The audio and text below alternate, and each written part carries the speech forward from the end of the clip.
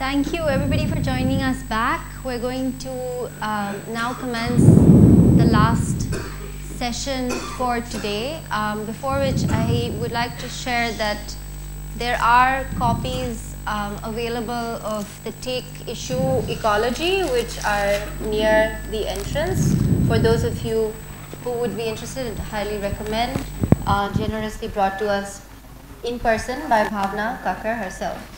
And also, I'm very excited to invite our blogger, official blogger and brave writer, Sky Arundhati Thomas, to give us her take on the hub. And she's been writing at the end of the day, sharing her reporting on the blog, and it would be great, Sky, if you'd do us a reading. Hi. I'm just going to read it out so I don't miss anything, and so I'm sharp.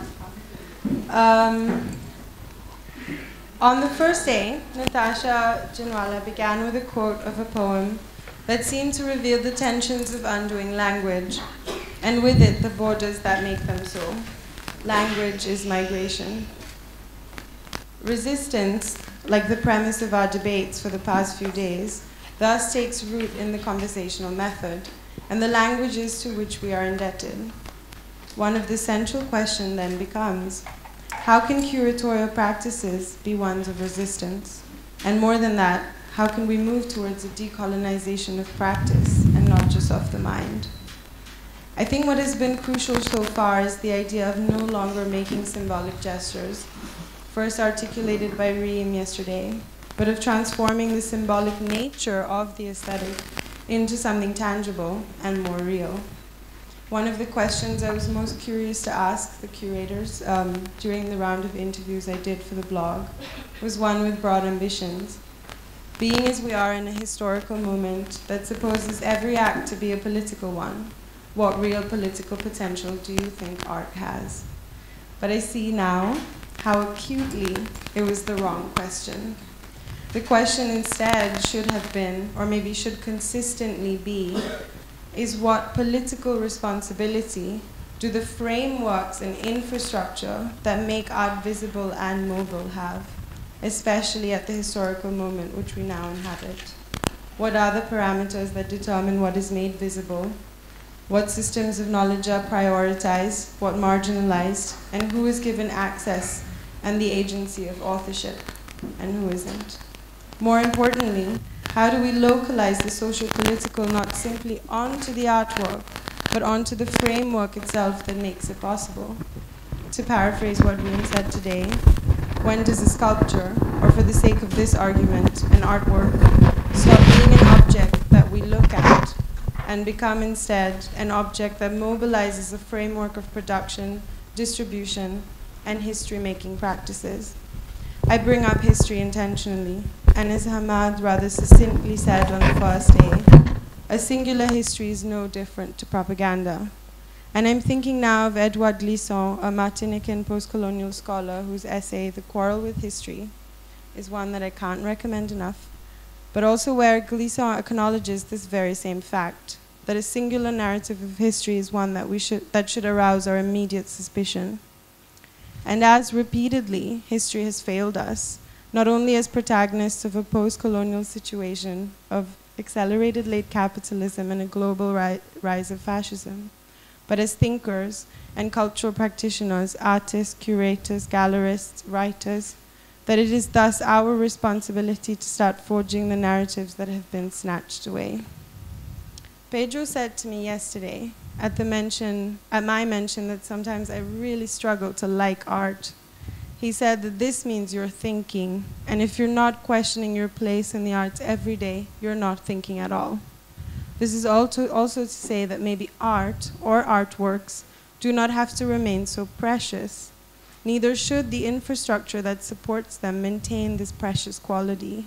It is, yes, on the one hand, the renouncing of the new, but also the renouncing of all narratives that we've already been told. For example, as Nadia said yesterday, typo, Are we really still having to have these tired conversations about Indian subjectivity and the body on the global stage? Almost all of the curatorial practices that we've had the chance to hear about and talk about over the last few days seem to unfailingly unthink learned narratives and test the limits of narrative potential. Ultimately, we're all implicated in the structural oppression that produces the infrastructure that makes art possible. The question, however, is how will we mobilize our privilege? Thank you.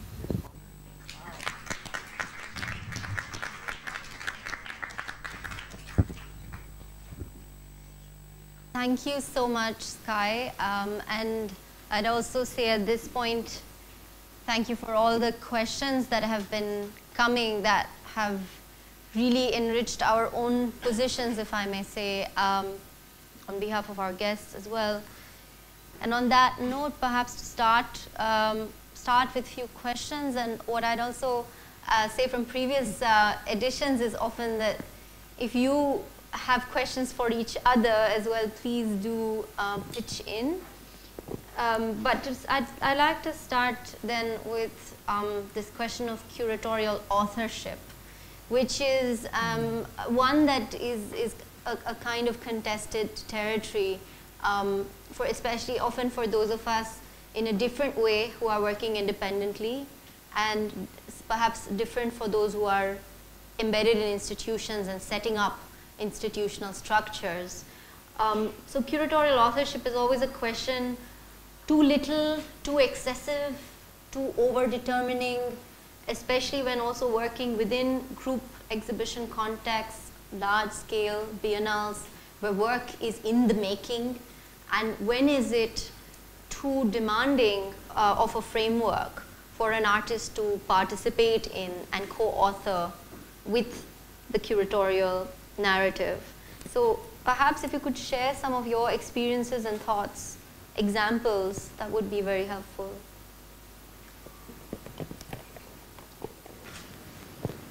Okay, I'll go first. Which will only be a short remark to say that it was nice to hear Ruba say, you know, I organised this exhibition, which of course in North America is entirely commonplace. You say, you know, you organise something.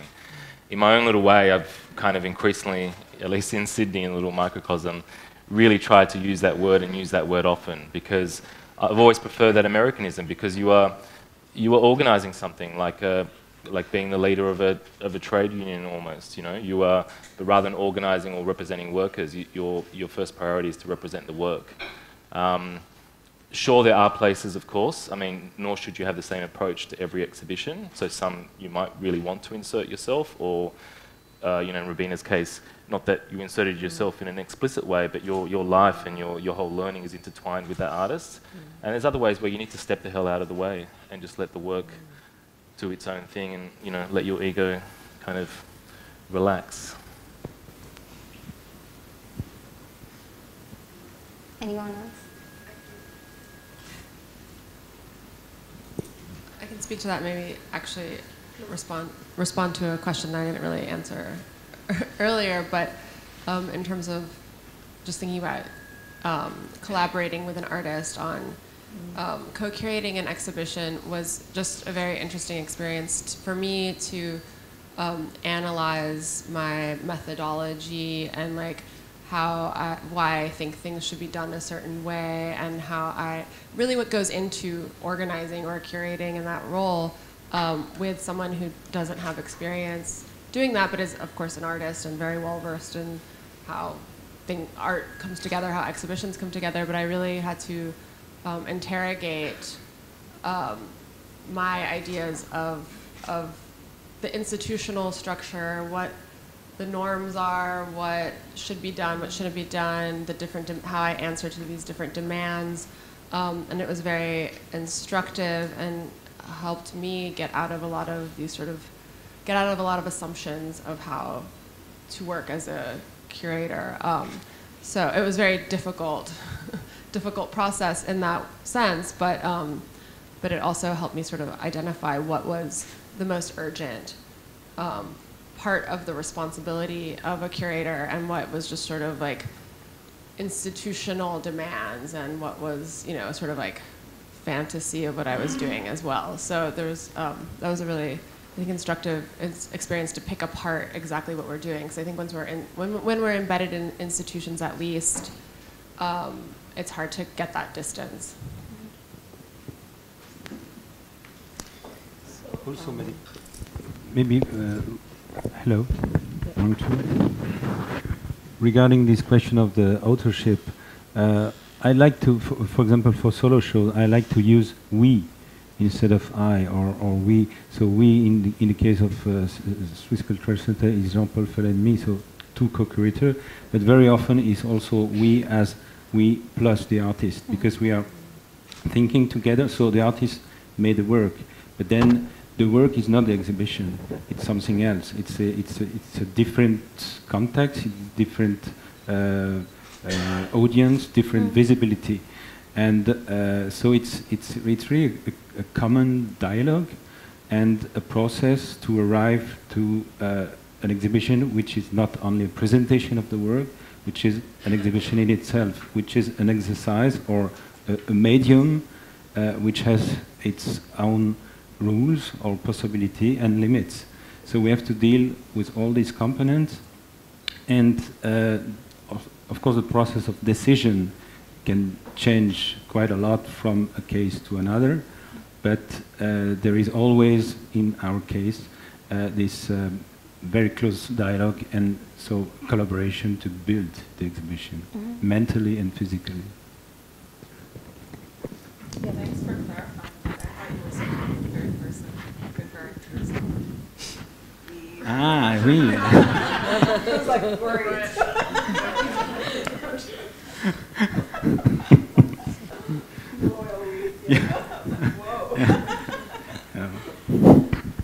Yeah, I think in the question of authorship, I think it's more curating that I do. I feel it's a collaborative process. I remember Hans Ulrich's term, the junction maker, curator as the junction maker, or somebody who really helps helps the artist or helps them put things together. So the organizer, there are many, many components and many, many names that come into this role. And unlike when you're writing, I feel you go into a den or a cave. When you're a curator, you're always in the midst of things, and there are so many things that you are trying to do together, from insurance to convincing the institution, to artists, to logistics, and many other things. Also, in terms of conceptualizing, you may think that you're leading something, but there's always this kind of dialogue or a sounding board that you need to constantly work with your ideas. And I've preferred that way of working. I feel it's a better way where you are, where it's not just about your thing, your scholarship, your voice, but it's something that you create together. Okay, another question that seems to be also in the room in terms of what has come from the audience in different ways is perhaps the importance of refusal. So there was this talk of withdrawal, but I'm thinking about a more active language, which is that of refusal, which in our times becomes also quite important. So if we're somewhat confessional, to share some instances where you've taken a stand to refuse a certain kind of working methodology, or where it has come to mean a refusal where you sort of prevent an unethical kind of ground for the artist. And so again, this kind of delicate balance as well between private and public interests, which is very much a growing kind of systemic condition for us also here in South Asia, where we are reliant on private support, on patronage of different kinds and different models for it. So where do we stand also individually here? Are there other examples you could share from your practice in terms of refusal?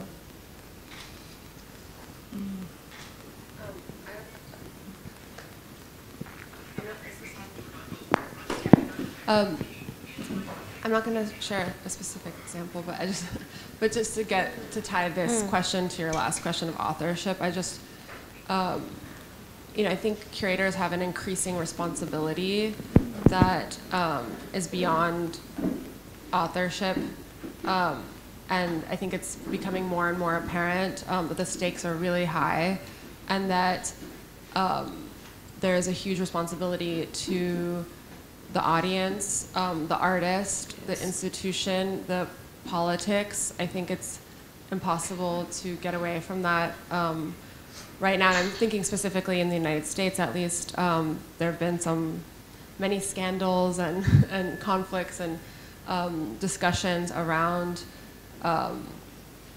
insensitivities and ideas of censorship and what that means. And I think right now it's a change. I think I see it, the role of the curator is changing in terms of their responsibility to the content that they are presenting, and there's no way to really get away from that or absolve yourself of this responsibility. And it's not just creating a narrative and putting it out there, but that every single decision is incredibly important, and increasingly curators are being held accountable. So the more visible we are, the more accountable we are, and I think that's just has to be addressed and understood.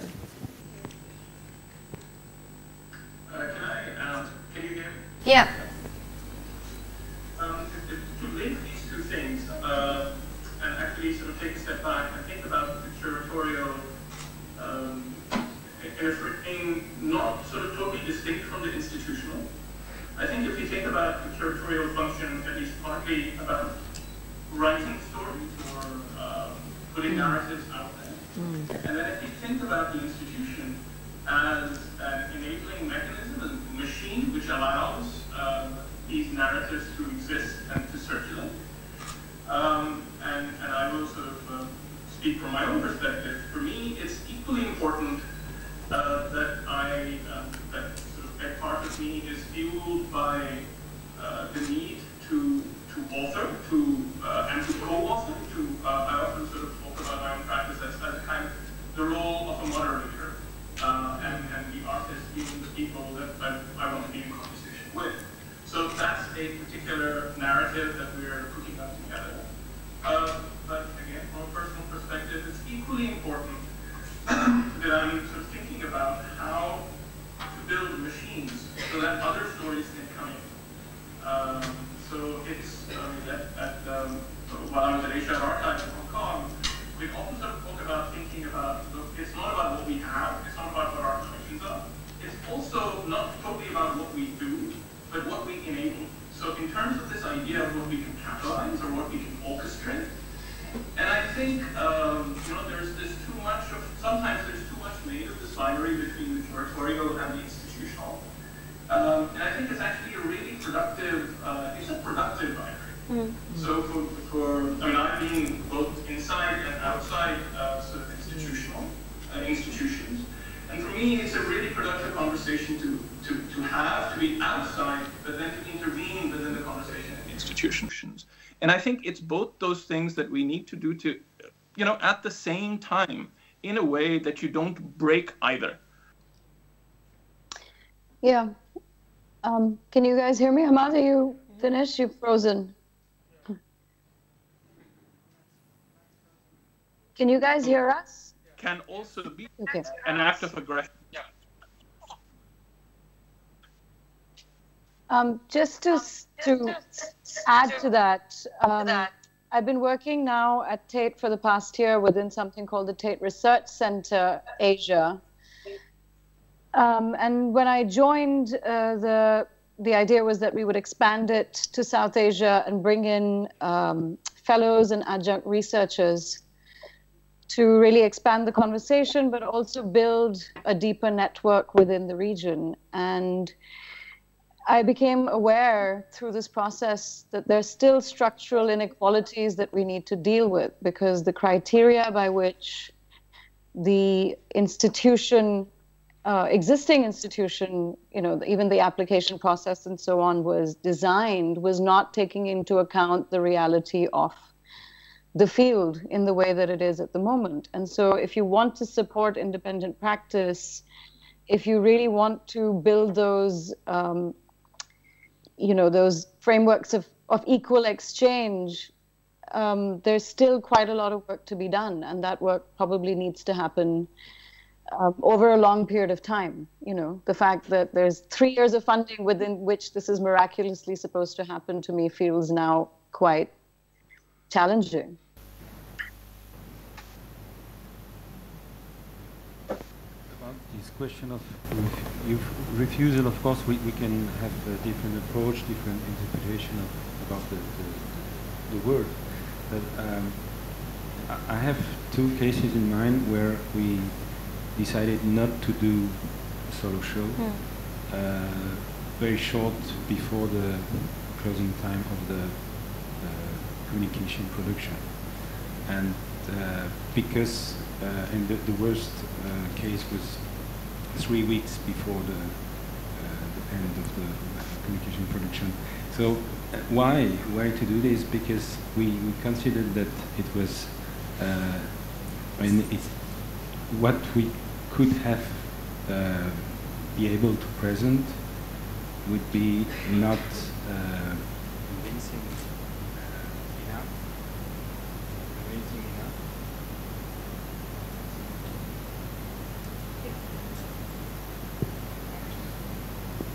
Sorry. So we decided not to present something which will certainly be a misunderstanding about the quality of the work, about the artistic position. And we decided also to do that because there was a kind of, it's always the case, there is a kind of moral contract, nothing is signed, but it's a kind of moral contract between the artist and the curator to make a show. And as you choose a solution, let's, for example, a new works. We didn't want to change this option and decided to, for example, to show existing works. So we thought it was better to cancel the project, to do something else with somebody else, and another solution, instead of deserve the artist's work and the institution. I might also add just quickly a more prosaic level of refusal, but I think still something that is important in terms of coming up in a day-to-day working life is 4A obviously has over our 21-year history built up a role of also being one of advocacy. And it's really fantastic, of course, that people kind of recognise, people I say in the arts sector in Australia recognise our expertise, our close relationships with artists, etc. And that really is fantastic that we can be a first port of call to ask for advice, whatnot. But at least half a dozen times, maybe a dozen times a year, we get a phone call or an email from, hi, my name is person X, I'm from institution Y, and we're doing a street festival, and we want 5 Chinese artists. Can you give us 5 Chinese artists? Now, like I said, that's pretty inane, right? It's pretty easy, like it's no skin off my nose to get on with, have a 2-minute conversation and get on with my day. Of course, we're not going to consider an approach like that in terms of a potential partnership or programming, but it's still difficult because you find that no matter how tactful you are, no matter how helpful you are, in terms of you might want to look at this or have a look at this, whatever, which is kind of already well beyond what internally what I really want to be saying, but of course you have to maintain professionalism. At the end of the day, that individual, which then stands in for that institution, can quite often be offended almost because they expect you to do their programming for them. And what's even worse is so many of these approaches come with, oh, but we don't have a budget. So not only are we asking you to open up your little black book of all your contacts and all your relationships, and also ask the artist on our behalf to do your little project, but you're not getting paid, the artist is not getting paid, and even when you have the courtesy to try and pick apart what they want, well, what is it you're doing, what do you hope to achieve, are you interested in performance, what have you? No, we just want the Chinese ones. Like it's that base level stuff. And again, it's easy to dismiss it, because some individuals or organisations, I guess, you know, their kind of ignorance is almost understandable for various reasons, but it's particularly shocking when it comes from organisations that really should really need to be operating much more sophisticated than that, you know, as opposed to, I mean, briefly, but a good example of the way to do it is, so Dachi Dung, the artist that we have the survey on at the moment, separate to our exhibition, 2 years ago, the Australian War Memorial received a request from a gentleman called John Gillespie, who passed away, who was a Vietnam veteran. Returning to Australia, he was really passionate about the cause. He became a lawyer, an immigration lawyer, and helped a lot of Vietnamese people become Australians. He left money to the War Memorial without any stipulation. They could have done whatever they wanted with it. The curators there recognised that they had a huge gap in their art collection, because the War Memorial has a significant art collection. And for anyone that kind of understands Australia, the War Memorial is, you know, very much unlike any other country's war memorial. It is, you know, it is probably one of the holiest, secular holiest places in Australia. I mean, recently there was a big controversy with, you know, a young Muslim writer in Australia who tweeted on Facebook something about, you know, on Anzac Day, which is, you know, commemorates the Battle of Gallipoli, who tweeted something about, well, you know, let's not also forget Palestine, Manus Island, etc. And this writer, I mean, you can Google to your heart's content, has suffered, you know, enormously. So that's kind of the context. And so they approached us because their curators recognised that they don't have expertise in the area. We do. We've worked with many leading Vietnamese Australian artists. They decided to use that commission to commission a work that would look at the war from a Vietnamese perspective. So it was fantastic. I mean, the way to do it is, you know, we got a modest but a helpful fee for our time. We're able to travel interstate to reconnect with artists that we've worked with, do all of that research for them. We didn't make the formal recommendation, we just provided a curatorial report, and the relationship has really built from there. But it's still kind of shocking, as I said. I mean, I will still get a phone call once a month. You know, I want a Chinese artist. I want a Samoan to do something. You know, like just it's really outrageous.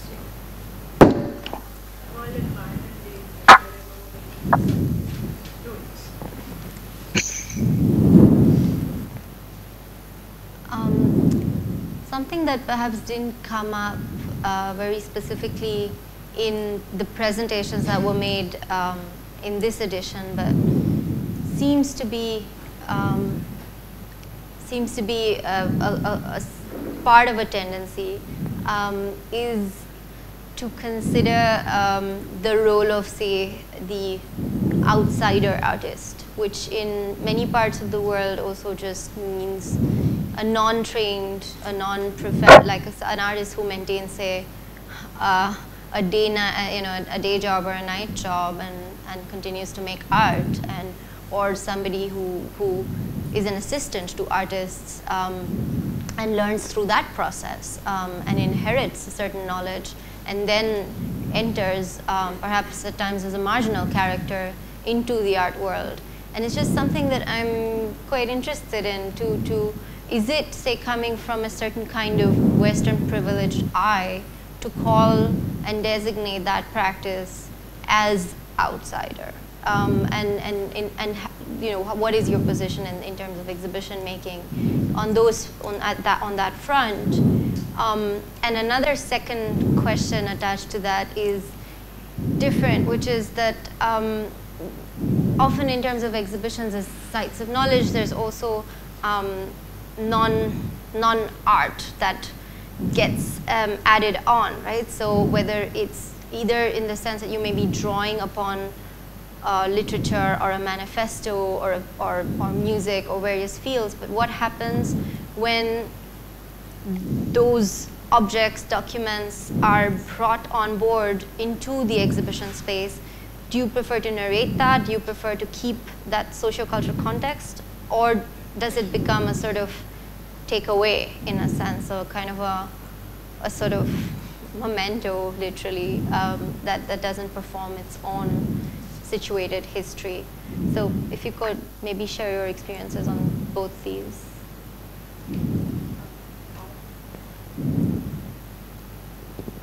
I mean, I kind of will combine both questions as well, because I think and turn it back to something that I'm more interested in discussing, honestly, which is, and I think it ties the whole issue of authorship, training, the aura of the artwork, and all these kind of regimented and hegemonic, I want to say, like policies or ways of doing that are being enforced on curating or on museology, on institutions, and going back to skies, like how do we unlearn, how do we pick that apart? Because it's not becoming useful. And you were asking about refusal. I would say the only thing I refuse is all of that. And I refuse for the artwork to remain encapsulated in that order. And for all of us to be prisoners of that order. You know, just kind of churning these, I don't know to what end. We're just briefly, like Peter and I discussing this, I was saying, you know, I've come to the conclusion that if I don't see an evolution in the terminology of art, I am quitting the art world. I mean, I'm already planning it, and I have my way out. And I'm actually starting my own kind of grassroots political thing that I want to do. And it's real. Like, after learning from all these experiences, what can I take back and start to apply on a societal level that is more meaningful? And I think that's a question that we need to ask ourselves. When we're making an artwork, when we are displaying an artwork, who cares who the author is and your relationship with the artist? And why is that a power struggle? I mean, seriously? I mean, I don't get that. I really don't. And, you know, caring about humidity control and God knows what. I mean, can we keep it more real to things that are, you know, somehow relatable to our, even in our own institutions? How can we push it back even further? I think we need to start to ask the tough questions. We need to ask our institutions to take on the tough questions. We need to break the methodologies. And I think all of these, I want to say, kind of like whatever, like all of these frivolous meanderings and questions become kind of obsolete in the process. Because it's about time to ask, you know, how do we start to work on a sculpture show that actually has benefit to another society? You know, and then at the same time present it in an institution that is very, has its own boxation, but push the boundaries of what is acceptable and discuss the narrative in a much more meaningful way, and address it and propagate that kind of messaging. You know, and it's not done in a radical way. I think all these shifts need to be, you know, slow and measured, but there is a shift, and we see it.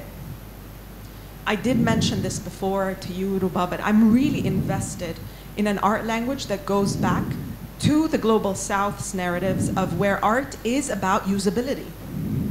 You know, even traditionally, from, you know, it's not been always about contemplation. Come on. Contemplation is a Western, you know, fabulous and interesting thing that holds critique within it, but it wasn't all the Global South's narrative. You know, from Islamic arts to other forms of arts all over the world, it was touchable. You used it, you slept on it, you ate with it, you know, it was every day. Where did that kind of aura that made it so removed from the society into the spectacle, into the contemplative, into that area of the fetishistic, and we accepted it as the norm, as the global norm. I think these things need to start to be undone. They need to start to be undone, and we need to ask ourselves, how do we bring it back to allowing it to be something that benefits society, really benefits society, immediately benefits society? Are we really forsaking arts into this area where it's just for the elite in enclosed spaces? are we really accepting that? So, I mean, I know I just like threw up all my anxieties again, but anyway.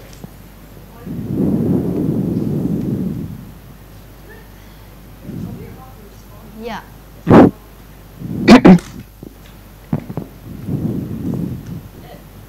Rima, you so remind me of dating. Yeah, because it's like dating, you know, like dating, like guys, you know, like, you know, which are the right guys, which are the good guys, and, you know, which guy is the guy for me. So I'm or girl. Because I think, I'm not a curator, but I think there are different kinds of shows for different audiences. I wanted to ask you yesterday, but I didn't get a chance, was your term of lobbyist. I was really bothered by that, because lobbying to me is a kind of advocacy and a pushing of something with no responsibility. I think of lobbyists like in the US, you know, the tobacco lobbyists, the petrol lobby, the gun lobby in the US. And I really didn't see you as that. And I'm just waiting for you, because you push all of us to the edge of the cliff, and I'm just waiting for you to jump. So, yeah, and well, I don't know. I don't know if you have, and maybe in your next thing you will jump. But let me come back to my question about this, you know, shows and curation. And there's not a bad show on earth. Depends on what it's for and for whom. Not everybody needs to have a show like the one that you just described. It doesn't all have to be of some tangible benefit to society. I mean, I'm just being provocative here. So I'm asking you whether or not in your case and in some of your other panels here and online, whether or not you saw yourself as an activist. You know, as an, okay, we never use that word. I didn't hear that word at all. Are you as a curator now, you're expected to know how to curate a good show? I mean, it's got to look good, it's got to have programs, it's got to have brochures, it's got to hang on the wall and not fall off, it's got to have all those things, right? And it's got to look good. But then now you've got to have a message. And then is the world of curating today so demanding that you must have some sort of a message, you must have a call to action, you must have a what. So everything that I've heard so far, and I'm on this side of looking all the time, and I'm always thinking, yeah, so I learned all that, and I saw all that, and then it's kind of like, so what? What am I supposed to do? And sometimes it's real clear to me, sometimes it's not. And I'm beginning to wonder whether or not every show really needs to have that. That's really tiring. So I started with dating. That means there's no such thing as a bad curator or a bad show. It just depends on what it's for. I'll go back not to the dating reference. I'll go to the lobbyist. I always talk about myself as a sort of an idealist realist. My feet are both on the ground, and I dream at the same time. I'm like a Virgo Libra, so I'm already schizophrenic, you know, part earth, part air.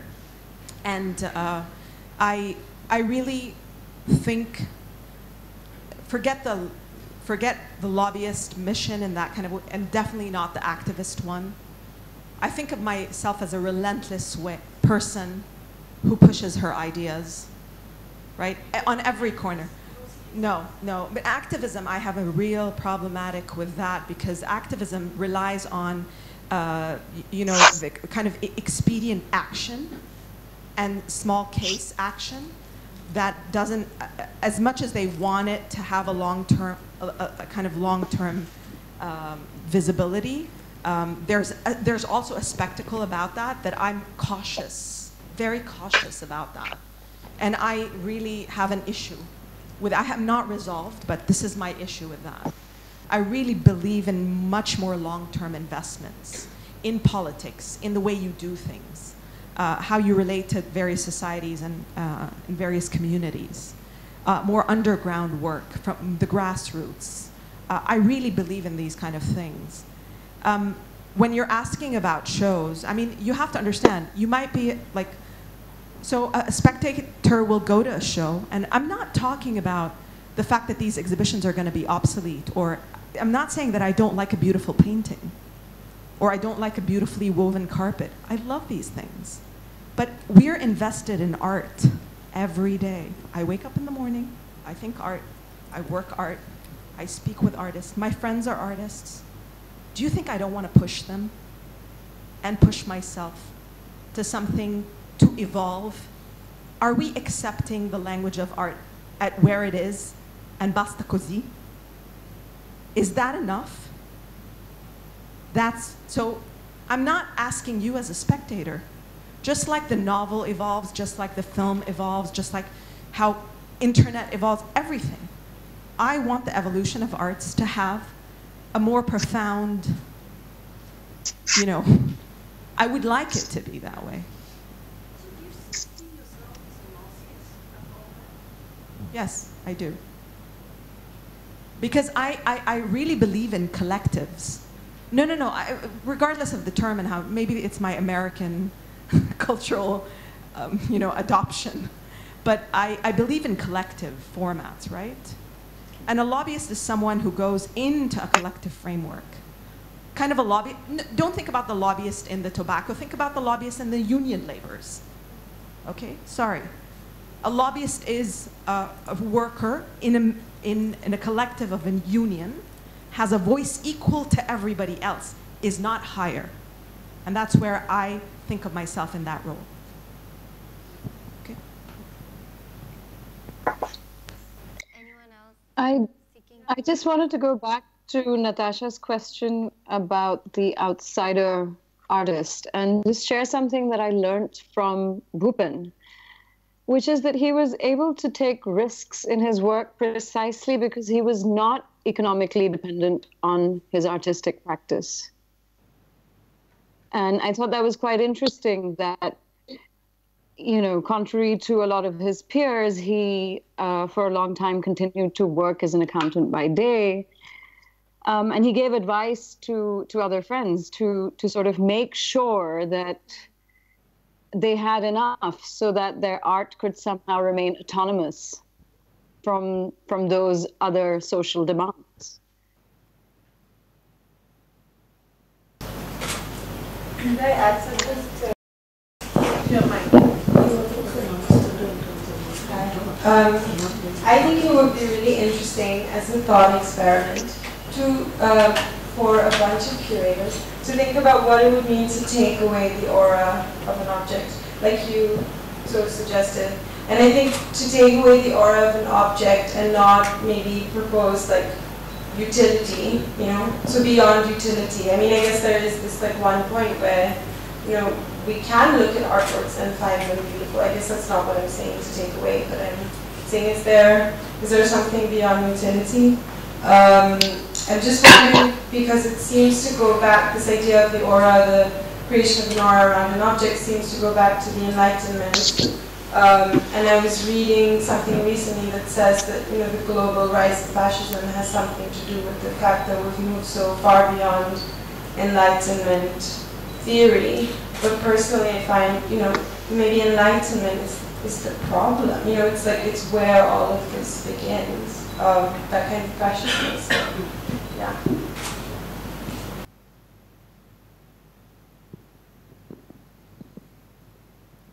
Yeah, I mean, I think just this idea of utility also has a problem for me, because it becomes, I think what we were talking earlier about was actually how regimes operate. You know, so there are aesthetic regimes, there are discursive regimes, also social regimes.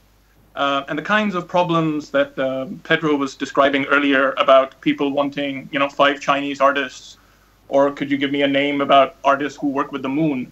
I think those kinds of problems also exist with, you know, utility artists. And I remember coming across an exhibition called Living as Form, which was sort of traveling around the world, and everywhere it went, it added on to sort of, local sort of additions to that platform. And I found that highly problematic. I found that as a flattening structure of taking something as a project in its own context, which could be very productive. It could be doing the sorts of things that Reem has just talked about. But in a way, the way that the art world has of even circulating and talking about or even making it visible actually flattens it and kind of kills it. And I think although I wouldn't put myself on the Reem scale of in praise of ephemerality, I do think we need ways of thinking about the ephemeral and thinking about how the ephemeral can also accumulate. So in many of the many of the organizations and geographic contexts that we work in, certainly within Asia, we don't have the sort of institutions that maybe say outside Japan. We don't have those sorts of institutions of the Tate or the Ivy League university. But we have huge histories of things which were ephemeral. We have artist-run spaces. Now, that was talking about the Kasoli Art Center. We have journals that exist, for a few issues. I mentioned, just the single issue of that journal that came out in the 80s in 20 copies in the UAE. And those things, they are actually residues of energies that existed that were meaningful to the artists at that time, but were meaningful to the societies of that time. And part of, I think, what we need to figure out is how do we capture that, accumulate that, and develop the capacity to use that to fuel different stories, to fuel stories and narratives which can challenge or expand these regimes, not necessarily refuse them, but intervene in them and expand them, whether they're aesthetic, discursive, or social. Hamad, since you're on a roll, you sent us you sent me a few points because you and Nada have been listening in on various sessions. So would you like to elaborate on a few of what also seem like questions from your end and points, and then we're going to go to a question from the audience.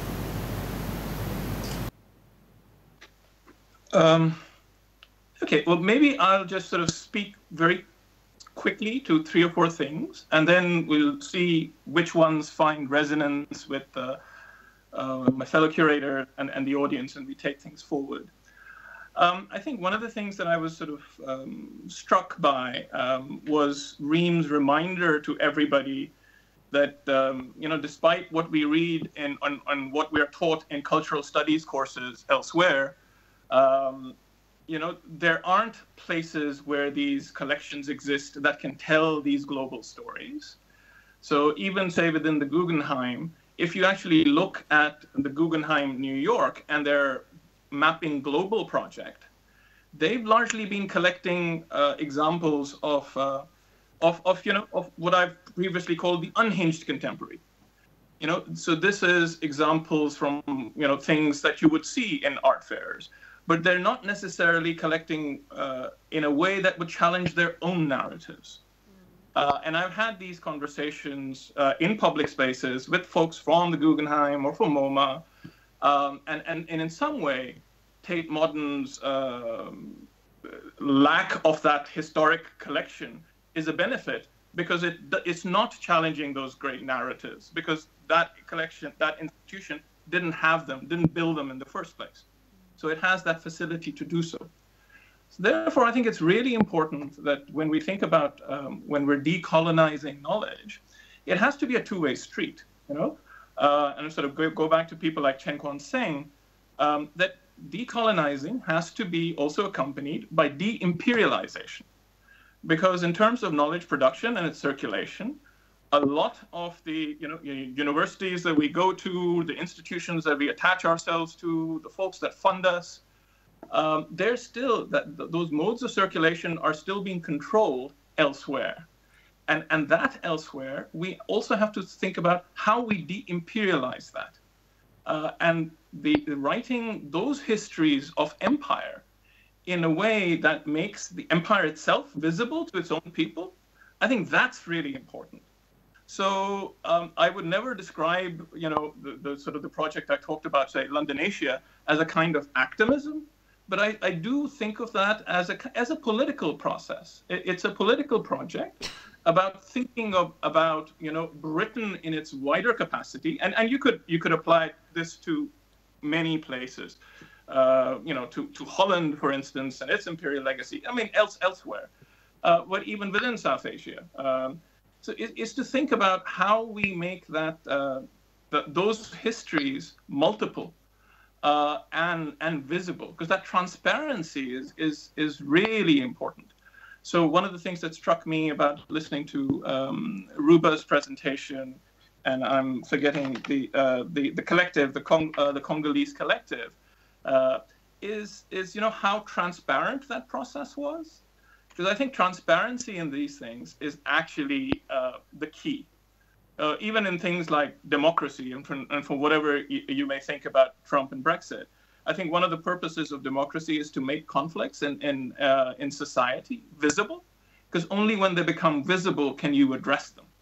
And I think in terms of the place of art, and you may disagree with me there, Reem, but I think one of the places that what artists do is they do point things out to us.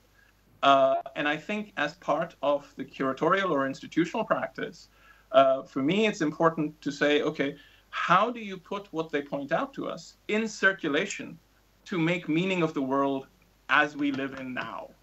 And for that, it's as important to look at those histories as to try and connect them to the urgencies that we face with right now. So, for instance, I mean, we talked in the last couple of days about examples of, say, Gulf labor, and these are conversations that I've had with multiple people within Gulf labor, most recently and most extendedly with Walid Raad. And one of the things that Walid was very categorical about was that, things function in two different spheres, or two different temporalities even. So the work as an artist and his work as a citizen or an activist, or or just really as a citizen.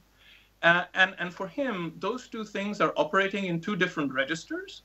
And of course, you don't have to take everything everybody says for their word. And of course, there's an aspect of leveraging the position in the art world for being a citizen. But I think that point is important, that you cannot apply a temporality that comes out of, Nawaz Sharif being kicked out of being prime minister from a corruption case into an art setting, instantly. I think those things need their own trajectories. I think I should stop now. I've been listening to myself for a long time. I do that regardless. I like to listen to other people.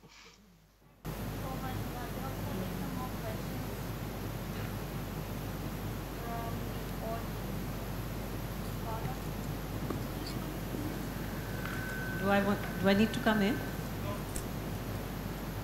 I can speak from here, yeah. This discussion has deviated, but I'm going back to what Reem said. I was unfortunately not here all day yesterday, so I'm not sure what Reem's presentation was. But in the context of what you said just now, I just like to, this is something I want to share as an artist. I just like to share that artists actually suffer from the same anxieties.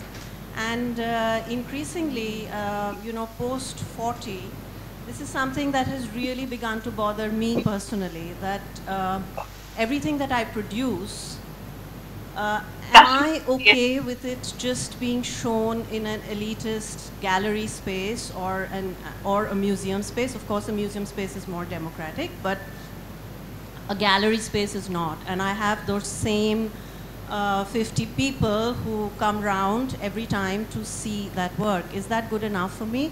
And you know, artists actually want to take their work much beyond that. And sometimes we look to institutions, to curators, you know, to facilitators to open up those spaces for us. And what you're saying is right, that, I mean, who the hell cares about humidity control? In certain circumstances, you don't care. And, you know, I will just share an experience with you that I recently had. I showed, as part of a residency project to the collateral to the Kochi Biennale, and I installed for the first time what I call the Library of Exile. I've been working on Tibet in exile for a long time. And I've been collecting, so the idea is to put together 100 stories of exile. And I installed this for the first time in a new space that the Kashi Gallery had, which was very humid. It was completely not the right space for any kind of artwork. And I installed these little manuscript books that contain stories of exile that were made of silk and handmade rice paper. The exhibition was going to be up for 3 months, and I knew that by the end of it, those books were going to be ruined. But more importantly, you know, there were those thousands of people who were going to come as a result of the Biennale to see the work. And at the end of it, you know, when at the end of 3 months when the show came down, 3 books were stolen. And, you know, the gallery was in a tizzy over this. And they said, oh my God, what are we going to do? But I said that, you know, I'm glad that somebody cared enough to actually steal 3 books. So, you know, the point is that, I mean, whatever they cared about, whether the preciousness of the object itself or the story that was contained inside it that may have touched their hearts, and so they wanted to take it home. And they maybe couldn't afford to pay the 5,000 rupees that the book cost, but somebody cared enough to steal it. You know, and that's what I was happy about. I just want to, I had the same experience in Marrakesh with the artist I mentioned yesterday, Khalil Gharib, who does these decayable objects. And actually, someone picked up the glass vitrine that was on top of the work and stole the piece. And I had to call him, and this was barely the first week. And I called Khalil and I said, Khalil, I have, you know, some bad news. Unfortunately, you know, someone took your work. And he's like, really? That's amazing. That means someone loved it so much that they stole. And the act of stealing is in fact a perpetuation of the death of the work and the love for it. So I was like, it's that much of a love to cause death for the work. And I was like, yes, thank you very much.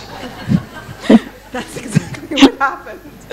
And I just found that to be extremely inspiring. And thank you, Paula, because you're reinforcing what I expect of artists and people and individuals when we start to push all of these boundaries even further. And I mean, there's so much to respond to, but I want to go back to a few points that Hamad was raising and about, you know, this idea of accumulation of ephemera, which I am totally invested in. And I think, Hamad, you're absolutely right, because we forget how much artists and ourselves as curators, we are the collectors of ephemera, of knowledge, of philosophy, of archival, of the legible, and how much we then put it back into the material world in one way and shape and form, and how much that continues to perpetuate. And that's one symbolic way of going back to reassert the ephemeral and believe in it, because I think that's not to say that what you're also discussing in terms of like other materials, ephemeral materials, archival, now we have the internet, you know, there's a lot of other things. But I do believe that we need to be mobilizers for accumulation of knowledge. that's something that needs to be constantly in our head. You know, that's why going back to history is extremely important for an art historian like myself. Like, I really do believe that that's the chart. We go back to the history and then we keep on accumulating. And that's something that is important. And I'm very invested in the material as well, as much as I am in the ephemeral material. Concerning your point on visibility, I completely believe in that, but I also want to contest it. Because you're referencing democracy, and I'm sorry. What democracy exactly? Where? I mean, what is your example of the successful democracy in the world, Ahmed? I mean, no offense. The U.S. version. Well, I grew up mostly under General's reign, so, yes, exactly. So, I mean, exactly. Point taken. And now we're under General Trump too. So I mean, you know, like in the democratic kingdom of America, you know, like. So, you know, where it's like But Jamie also talked about transparency, and I think if you could... No, for sure. I mean, I completely understand. But I do believe that democracy in that point of visibility, Hamad, I contest that because I think that's a problematic.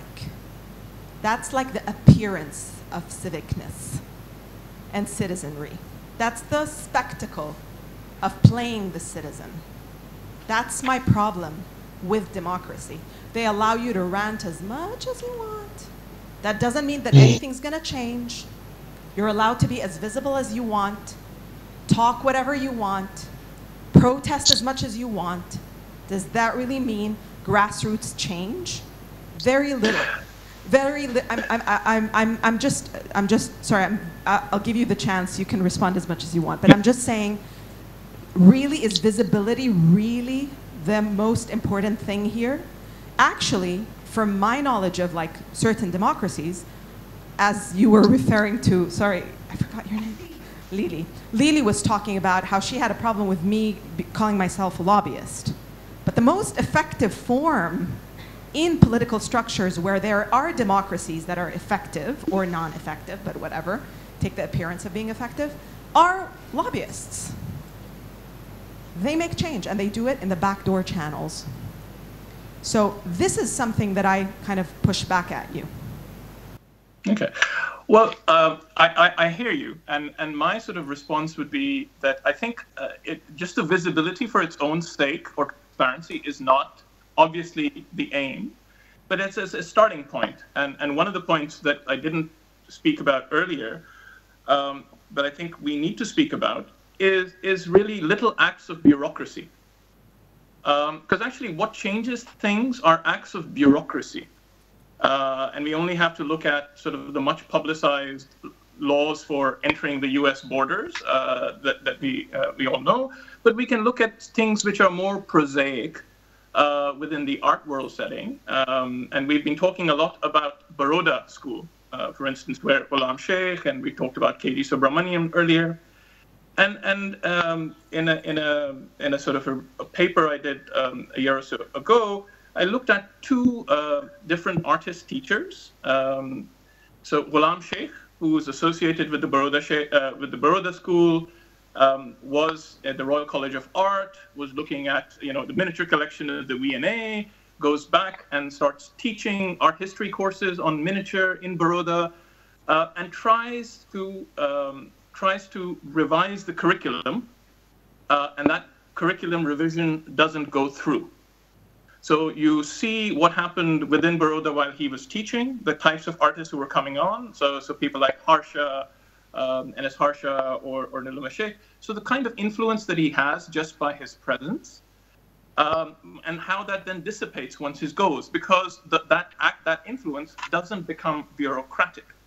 And if you then contrast that with something like Zahurul Akhlaq, similar type of time period, was at RCA roughly the same time as Ghulam Sheikh, was also looking at the V&A, goes back to Lahore, changes the curriculum, institutes a department, and that then becomes almost an assembly line where, Shazia Sikandar, Imran Qureshi, Aisha Khalid, Khadim Ali, all these people, sort of come out year after year. And I think in terms of sort of objectives, I think it's these things that I'm sort of interested in. And I only speak about myself. I don't want to speak for others. Is how do we change curricula? How do we change collecting policies? How do we change language? I mean, Reem, you missed a little debate on West Asia versus the Middle East on the first day. But those sorts of very tiny but highly important questions, which can be, which are boring. These are bureaucratic things. These require memos. And I would argue that sometimes, certainly in the case of Zahur and Olam, and this may be a contentious argument, but I would say that sometimes an artist's longest lasting legacy can be the memo.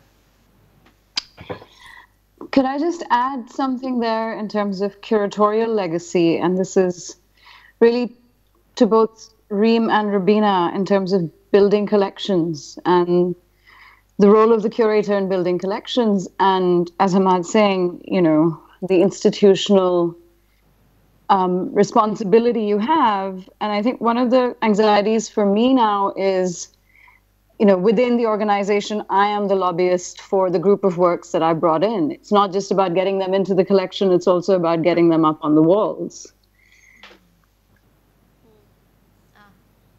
Sure that after we are gone, that these works continue to be cared for. I think you just lost the picture. Yeah, that was just one of my concerns that I wanted to see if you guys have thought about, especially Reem. Especially Reem. No, Rubina, I think, yeah. Yeah, I've been thinking about it a lot, and when Reem was talking, I was also thinking about, when Reem was talking, I was also thinking about sometimes you make a choice to stay within the institution and try to do something that you can't do by staying outside it. And that's a choice you make, because that's also equally important. It's part of, in many ways, you can be in an institution and try to think about bridging ways and bridging this disconnect that has happened between, what is in an institution and between people. How do you do? There's such a disconnect since colonial times, and what are the ways to really think about it, outreach or education or doing exhibitions inside the museum, outside the museum, in public spaces. And I think, yeah, it's a challenge, but I've been thinking about this, that how to really expand this collection, or how to grow this collection so that there would be some very important contributors who have not really, whose work has not been seen at all, or whose work has not been reached by the market, whose works have not been understood or comprehended, and sometimes because they are reticent and reclusive artists, they don't really make it. They're not really on the circuit, so to say. And so sometimes there's always this fear of making an institution which is all about usual suspects, that those are the names, those are established names, their histories, they are safe to have in the museum. And I'm trying to do my best to propose a blueprint of that sort, which allows really, and I really push that, because I know that pushing is important. Sometimes it is not it's not visible, it's not known, there are many things that one needs to discover, one needs to be out in the field, and one needs to be looking at those things very keenly and seeing how to really, what can be the possibility and what is the way to really mediate and get those things into the museum or into public consciousness. Because for me, I think for me as a curator, I feel that it's not just about collecting or making a museum. It's much more about expanding the, expanding the history, or expanding this discursive space, okay? so that you have, my problem always has been that, I've been seeing, and when I was learning art history and I was growing up, learning about these artists, I now am totally at a loss, and I'm intrigued by certain histories and certain artists were never seen at all. And it has really bothered me, and it has made me think more and more about how groupism and certain movements, certain things just exclude many important, significant points or turning points, so to say. And I'm trying to do as much as I can to really expand this space. Yeah. Thank you. Pablo's had a question for a long time, so please. I think, Rubina, yeah. And this is a question for you. You've done quite a good job, and this is an observation, of bringing out 3 unusual suspects. One, of course, your teacher, who was a recluse.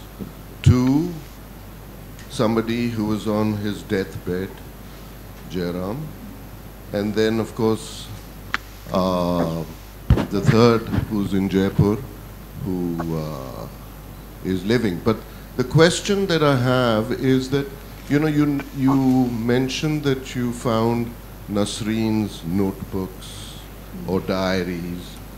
Was there something sort of more interesting beyond the aesthetics and her sort of fine sensibilities? Was there something, let's say, more romantic, or was there, because, artists are people who live, breathe, feel, and of course, growing up amongst them, I've sort of always heard little titterings, but I was just curious if in those diaries, were there something that you may be able to share, which you may not have put out into the public domain, but you wouldn't mind telling us something if you saw it. Yeah, Verna, it's an important question. It's a good question.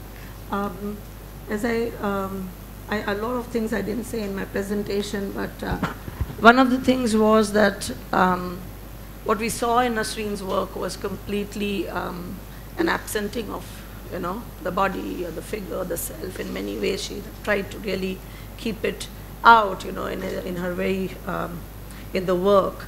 And it comes to such so-called sublimation and pure abstraction. She wanted to really clean it up completely, do less and less, and work on that economy and restraint. But in the diaries, there's a very interesting thing that is happening. In many of these early diaries, especially the 60s, she's having this kind of a dialogue with God. That word is now God, and supposed to be benevolent God, asking why me? Why am I chosen for this? Okay, for it's not my doing. Okay, the Huntington's chorea is a disease which happens to half, 3. If there are 4 siblings, it happens to 2 siblings. If there are 6 of them, 3 get it. 8 of them, 4 get it. And that's how in that family of 8, 4 of them died of the same illness. And there is sometimes a ranting, sometimes a battle, sometimes a poem, sometimes a question, and it goes on, and, her belief in something like God, her disbelief in God. And it has, one section, there are many such notations in the diary. The other is, it was very interesting, when I was looking at this diary, sometimes on one page you would find something written in English, something in Urdu, something in, some other language. And I thought to myself, because I know to read Urdu, so I was trying to read this. And then later on, there were erasures in the diaries also.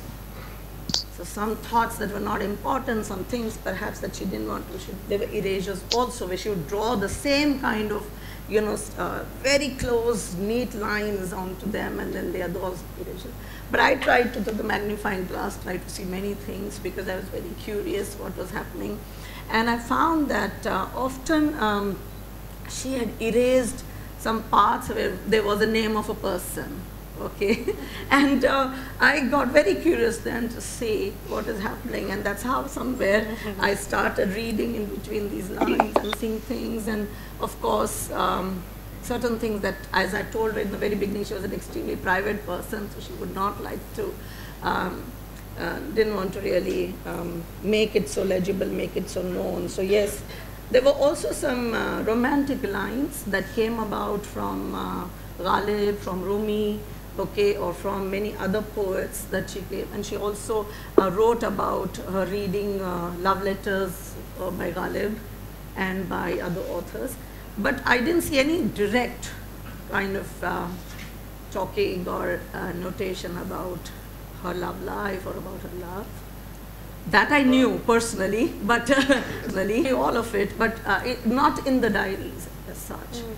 But I knew that she had she was just about to get married when her marriage, just 5 days before her marriage was to happen, the marriage was called off and things like that, and she had been through many, couple of such, let's say, that first thing that hit her so hard that she could never snap out of it. But there were many of those things. But in the diary, what struck me most was this, the question answer, the questions going about, to this so-called benevolent.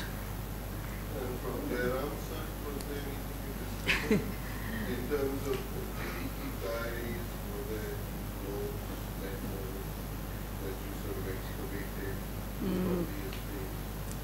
From the estate? No, sadly, the year that I left for Delhi is the year she died. And no, but I'm talking about in no.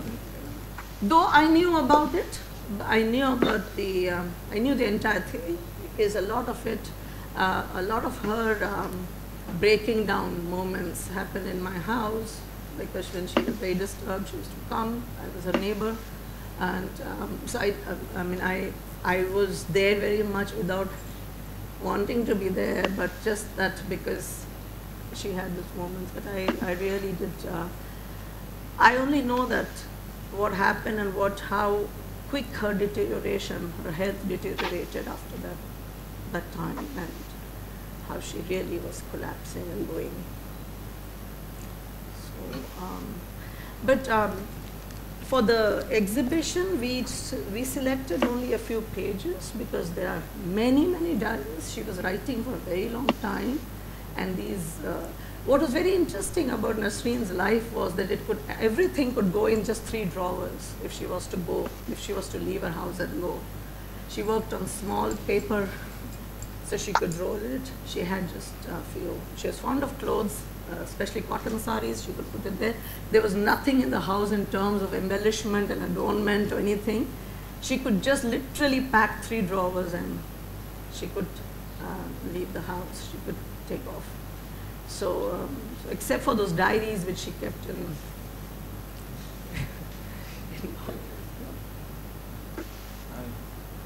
I just wanted to use the sound coming back. Thank you. I just wanted to add something about this question of artist-citizen and also ephemeral art and also non-objectual art. The discussion we have at the moment reminds me another discussion that I had with the Lebanese artist and architect Tony Shakar.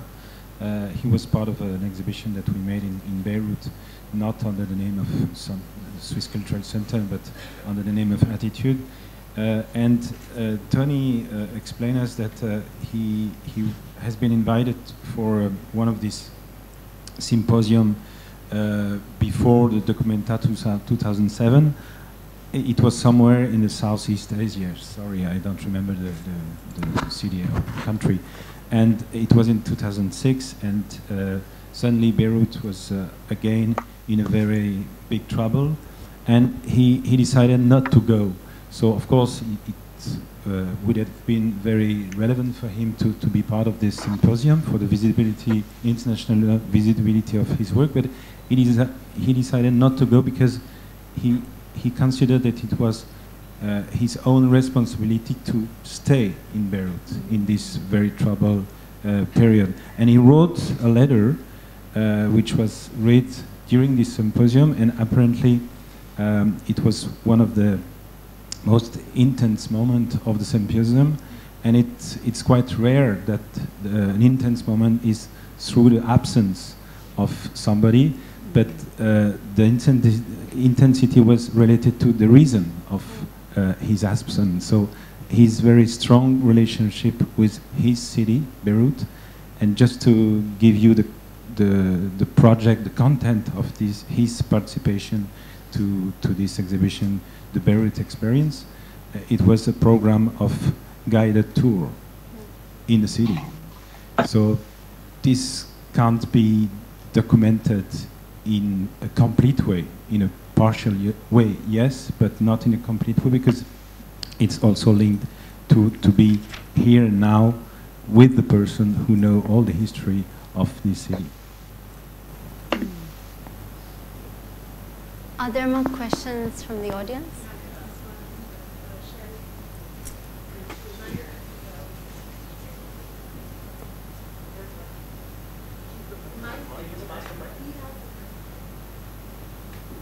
Okay, go ahead. Yeah, so this is sort of a point leading to a question. From what little exposure I've had to the art world, as you might call it, is, you know, in the end, it's been moving more and more towards treating art as almost like a cultural, social, and in some ways economic asset that appreciates in value by its exclusivity. In many other industries like music or film, that has also been the case. In the music industry, that sense of exclusivity was single-handedly re-evolved through the convergence of media and technology with the music industry. So what is the sort of, in the art world, the use of media and technology as a way of discovery, curatorial exchange, and as well as a way to create social engagement, to create commercial engagement on multiple platforms? Because if you see in so many other creative industries or creative forums, it has been used and is developing in a very rapid way as a way of engagement, as a way of momentum, and it gives complete power to the artist. The music industry is a great example.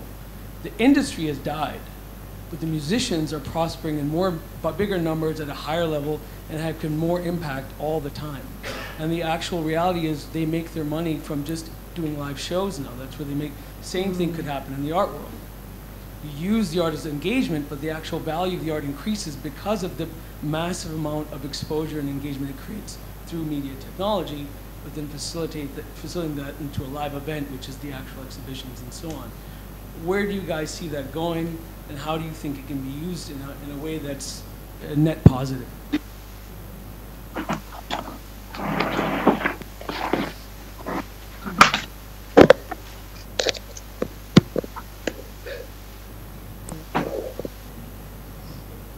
Yeah, let's get, we're going to get 2 more questions and then we can respond. Mm-hmm.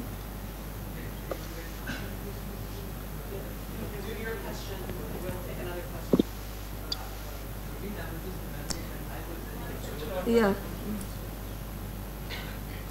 The first lesson we had in art class was Jyoti Bhatt teaching us how to paint a chair without getting our hands wet with paint. And it's only now that I realize how deeply political this act of teaching was. Something that this kind of teaching is disappearing, this kind of pedagogy is disappearing from our practice today, and it's a pity. So I just wanted to know how we can address this today. Sometimes I'm called upon to teach in institutions here and abroad, and it seems to me that there's almost it's not really taken upon kindly to teach your students how to paint a chair in class today. That's one. And I just wanted to address something that Hamad said, and that is transparency. I think transparency today has become a neoliberal weapon, and I think it's something that we need to think about a bit. Thank you.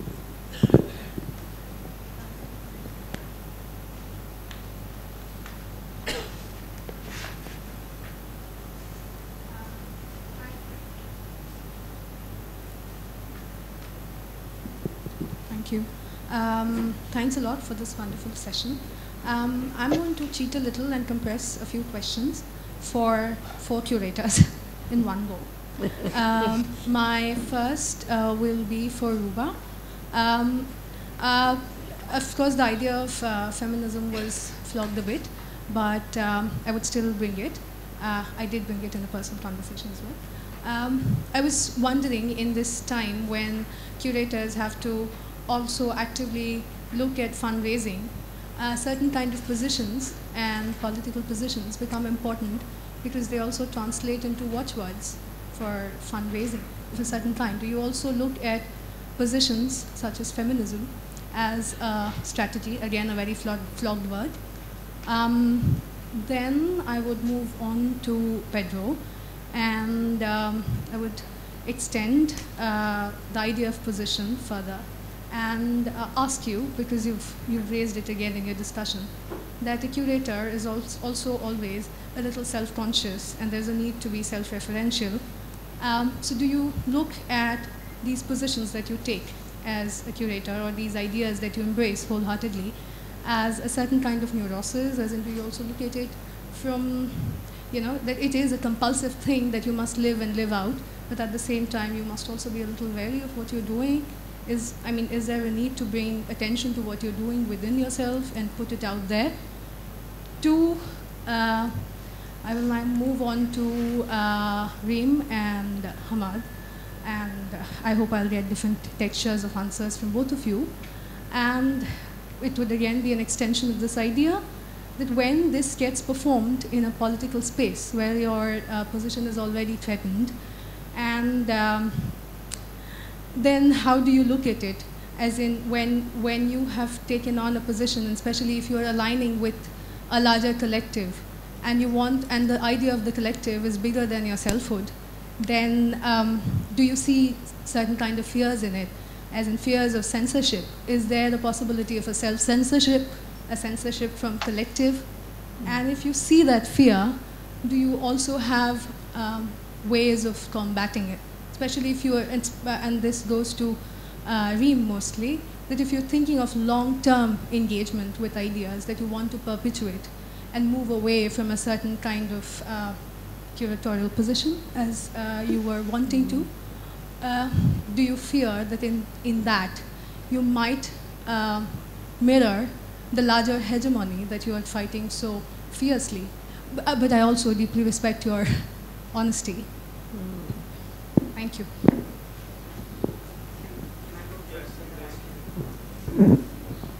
Reem and I have to leave, so Reem will answer really quick, and then I'll answer really quick, and then we'll wrap here.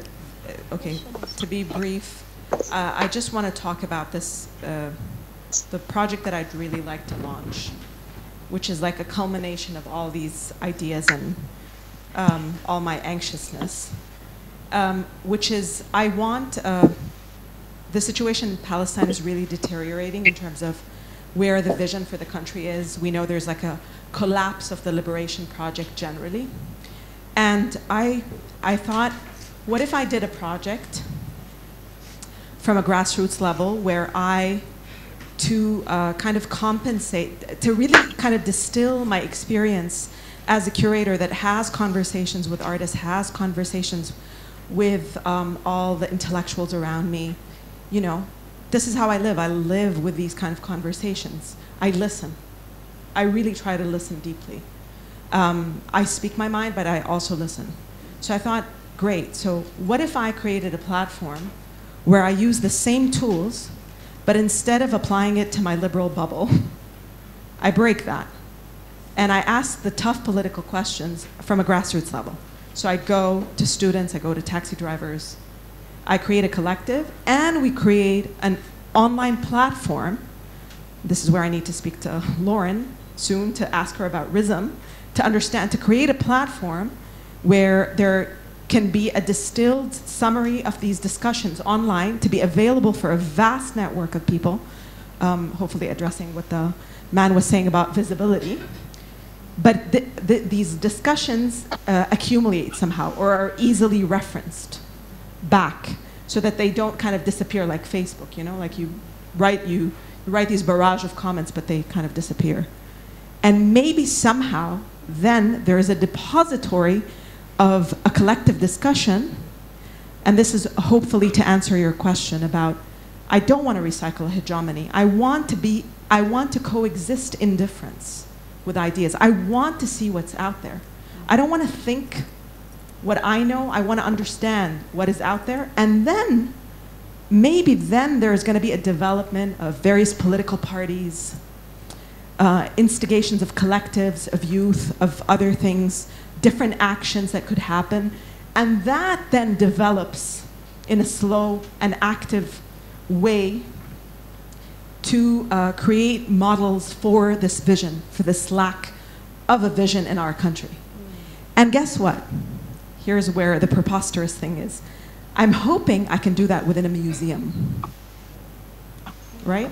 Why can't a museum be the beacon of something like that, of a cultural political project of this kind of magnitude? Why can't it? So this is my answer. My response, which I hope speaks to your question in some way, is just, I think it's very important to be apprehensive about sanitizing art, and especially in relationship to dirty money. And this is really the history of art, modern art as we know it, especially from the Euro-American context, and part of the research and preparation for CATPC. One of the panelists, Simon Gagangti, wrote this amazing book called Slavery and the Culture of Taste, which is really helpful, and it's a very specific example, you know, as an historian. He's writing about England and its relationship to, you know, its colonial history, and how art institutions and art patronage developed out of slavery, out of sort of creating a sanitized distance between the brutality of slavery on the plantations, slave owners, and doing that through high art and culture. So this is really the origin of many of the actual physical institutions that we still encounter today, at least in the Euro-American context. But that model has spread, you know, and it's one that's quite familiar, I think, in many parts of the world. So I think that's just something to be very cautious about, is that idea of, and this has happened, you know, intentionally and unintentionally. Absolutely, we've prescribed a certain academic mode of dealing with art, which in some way has like neutered it, and that makes me think about what we've been talking about in many different ways about, you know, what is the utility of art. And I don't think that just means like a practical function of it, but sort of what is its purpose beyond a sort of clean subject that we can discuss in a very sort of straightforward way. I think it's very entangled. It's very we're entrenched in problematics, and it's overwhelming to think about sometimes. But I think we can't lose sight of that complexity and fall, you know, victim to this idea of a sort of sanitized cleanliness in terms of how we're dealing with contemporary art. I mean, this is happening. I just read an article actually about Felix Gonzalez Torres, and how you know, the title of the article was, you know, people are whitewashing AIDS out of Felix Gonzalez Torres's work. You know, this is sort of, and we can extend this into many different arenas. But you know, artists are part of a community of people. They're embedded in a certain situation, cultural, economic. You know, it's uncomfortable at times, and I think we have to be able to grapple with those nuances and complexities and resist oversimplification as well as sanitizing art. So that's my final. Bye. Thank you. Thank you very much.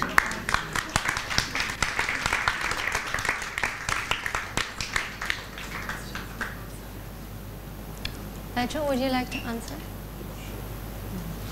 I think I've half forgotten the question, but the word I remember is neurotic, which then proves that if I was kidding myself that I was hiding in plain sight, I'm obviously not. I'm going to respond by maybe having giving a very brief literary anecdote which might illustrate more or less what you asked. A lot of people in this room have probably read Tom Wolfe's The Painted Word and From Our House to Our House, which of course no serious art historian takes seriously. I mean, they're flippant kind of books, kind of takedowns of, in one case, modernist architecture, and in another case, modernist art, including abstraction. They're funny as hell, but you know, they're valuable precisely because they're crass. Tom Wolfe, though, does have another essay which I think is actually really profound and prescient of a certain paradigm in the art world today, which was called Radical Chic. And it was a piece published in Esquire magazine in 1967. And Tom Wolfe, with others, people like Truman Capote, being the founder of this kind of genre called the new journalism in the 60s, which was you know, a highly subjective kind of way of writing, highly stylized, he was a sort of fly on the wall of Leonard Bernstein's 50th birthday party. So the great pianist was turning 50 and he was having a party in his penthouse apartment on Fifth Avenue. And the party was full of, you know, like-minded people, very much his sort of Upper East Side liberal friends.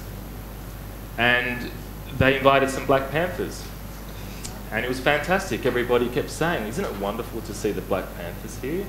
And, you know, Tom stylistically keeps kind of repeating, you know, well, the Panthers are here. They look great. Have you seen the Panthers? They're in the other room. You know, the Panthers, their jackets, they look incredible. And so as, you know, Lenny's on the piano, and he's, you know, he's playing, he's turning 50, everyone's having a great time. The canapes are flowing, the champagne's flowing. Conversation turns to America's prosecution of the war in Indochina. And of course, by that stage, it was obviously very well known that the Panthers were hugely against Vietnam. And it's fantastic. Everybody's opinions are the same. I mean, you know, for any self-respecting liberal, what's not to abhor about dropping napalm on children in Vietnam? Then, of course, being 1967, the Panthers start talking about another war that's happening in Palestine. And all of a sudden, the kind of, isn't it great that the Panthers are here? And have you seen the Panthers and their jackets? Have you seen the Panthers in their jackets? They look really great. Turns into, Lenny, what are these Negroes doing at our party? And so, for myself, I've had dark moments in my career where you sort of wake up and go, oh shit, I'm in this moment, I'm the enemy. Because I wasn't considered enough to kind of consider my own prejudices, and not those kind of prejudices. I'm not saying I'm a racist, you know, of course not. I'm just saying to kind of consider your own cultural and historical blind spots. And so what I try to do is pinch myself every day so I'm not one of the women saying, isn't it great that the Panthers are here?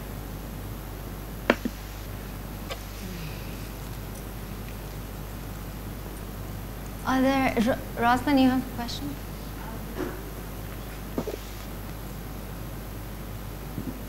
Hello, yeah, hi. I have a question that kind of is pieced together from many things that a couple of you have said. One is about bureaucracy and, you know, little acts of bureaucracy and how it can influence pedagogy. And something Rubina talked about yesterday about Bhupen being a self-taught artist, and something that Nada mentioned today about the criterias for applications within institutional frameworks, and also something that came across that I thought came across quite poetically in Pedro's presentation, which is about one's own origins, you know, and how that can affect your subjectivity and contribute to how you see and how you engage with the curatorial practice. And I think most of you here are also people who didn't necessarily come from an art history or, you know, in a conventional background. I think that's something that Pedro was also saying. My question is that with the rise of curatorial studies programs in a very institutionalized way as something that people can actually apply for and study, and that becoming increasingly popular, it creates a certain category of the professional curator, as again something that, like Niyati was saying, Rubina was saying, you know, where you kind of are a curator in a very organic way, which has been the practice. And I worked with Richard's writings, and Richard, was one of the, you could say, curators of the Festival of India that happened, and was hugely responsible even as a writer. And in India, there is a tendency that if you've been writing on art for a very long time, you just automatically become a curator, which is something that I know I have continually resisted and will resist. I'm curious to know what the consequences would be. This is a conversation that one is having in the literature world about the rise of MFA programs for writers, as the sort of thing that you do. So do you think there'll be any consequences to this professionalizing of the curatorial practice in this very institutional way, and how it will affect maybe exhibition making? Like, I don't know, like I've seen some of the applications that have come out for the programs at the Tate, some of which I would honestly like to apply for, and I feel like I might be qualified, but on another level, having absolutely no degree in art history, being a literature student and an MA in literature, having written a book and worked on many books and continually working with artists, but I still don't have the qualifications to apply for most of these legitimate jobs. Like, I'm kind of illegitimate. So I'm interested in this whole idea of legitimizing the curatorial practice. What are the consequences of that? How does that also start to alienate a certain kind of talent? Who gets in, and how that creates its own form of gatekeeping? Can I start off on that? Firstly, to encourage you to not let any sort of requirements put you off. And I'll just share a little bit of my own background. I have a long misspent youth in professional and financial services. So I trained like Bhuvan as a chartered accountant. I was a banker, a management consultant, worked in a software company, but always had like a parallel life.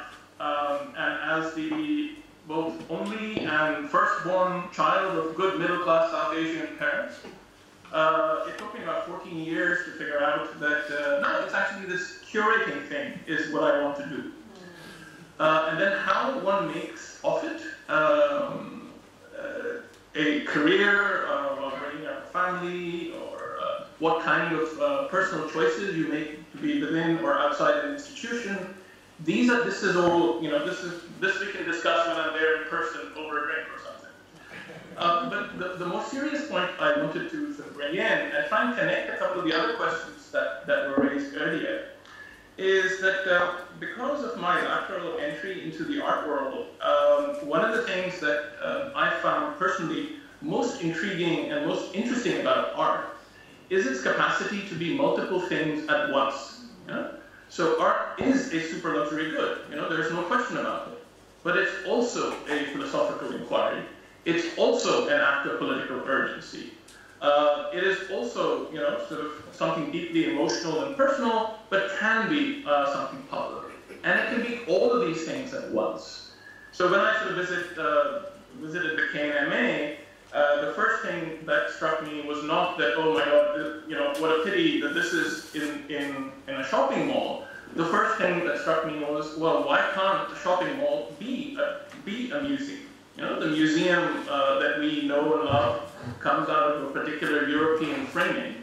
And if the purpose of the museum and the exhibition is about making a place where the public can encounter art, well, why not actually take art to where the public is? So in fact, we sort of commissioned some work which is available on the web and Asian Archives Online Journal, arguing for the case of the shopping mall as a perfectly legitimate place for a house of art. Similarly, for curatorial practices,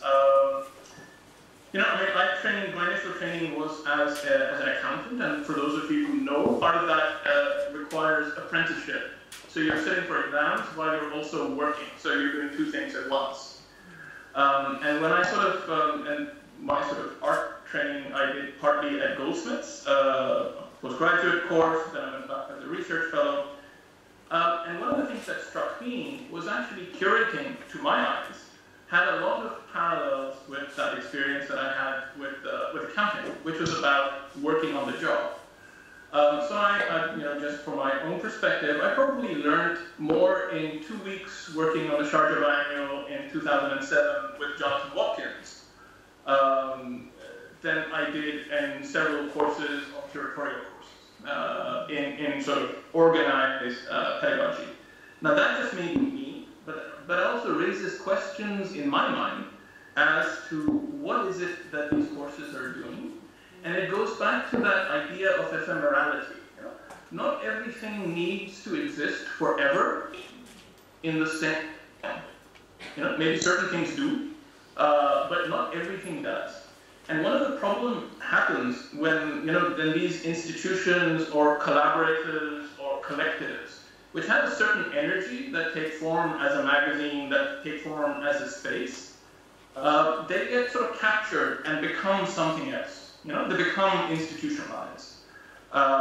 Most magazines, most journals, most art spaces actually die after the energies of their founders sort of get dissipated. They have something to say, they say it, and then they move on. What happens when institutionalization and sort of the way capitalism works comes in is this requirement almost to make them concrete and live forever. And that, I think, is the real problem.